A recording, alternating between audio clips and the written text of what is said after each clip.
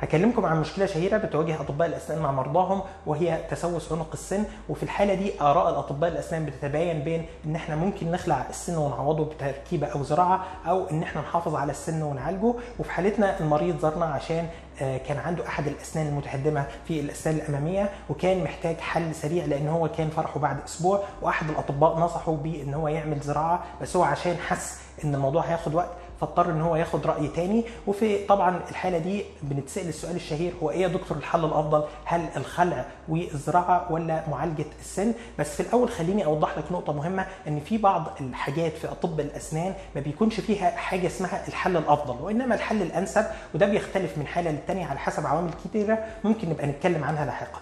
وفي نفس الوقت احنا بنكون محتاجين حاجات تساعدنا بشكل كبير جدا في تحديد التشخيص الدقيق والصحيح اذا كان السن ده هيتعالج او لا، لان المريض بيدفع قيمه وبيبقى عايز يعرف اذا كان القيمه اللي هيدفعها دي هتعود عليه بفايده او لا.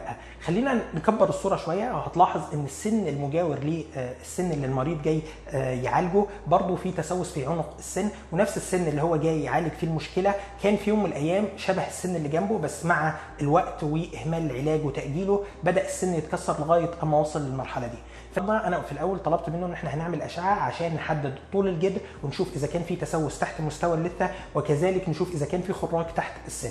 وبعد ما عملنا الاشعه ما لقيناش في خراج، بس انا طلبت منه برضه قبل موعده بنجاح المعالجه ان احنا لازم نشيل كل التسوس، واثناء المعالجه هقول له اذا كنا هنكمل في المعالجه او هنخلع السن. ايه ده يا دكتور، يعني انت ممكن بعد ما تشيل التسوس تقول للمريض انا مضطر اخلع السن؟ ده بيحصل في حالات كتيره، لان احنا احيانا بعد ما ننظف التسوس ما بيكونش فيه اي جزء متبقي من السن، وده للاسف بيخلي خطه العلاج تتغير وتخلينا ان احنا نضطر ان احنا نخلع السن ونعوضه يا اما بتركيب او بزراعه. لان انت لما تنظف التسوس لازم على الاقل يكون باقي جزء متبقي سليم من السن يقدر يتحمل ويشيل المعالجه اللي احنا هنعملها، لان لو بعد ما نظفنا التسوس ما لقيناش اي جزء متبقي فوق مستوى اللثه على الاقل بمقدار 2 ل 3 مللي، وقتها المعالجه مش هتنجح. بس في حالتنا الحمد لله قدرنا ان احنا ننظف التسوس وكان في القدر الكافي اللي يخلينا ان احنا نكمل المعالجه. بعد كده عملنا له حشو عصب وعملنا له وتد ودعامه ورممنا السن ورجعناه لشكله الطبيعي، واتفقنا ان هو محتاج يعمل طربوش عشان يغطي كل اللي احنا عملناه ويحافظ عليه، بس هو اجل الطربوش لمده اسبوعين لغايه بعد الفرح لضيق الوقت.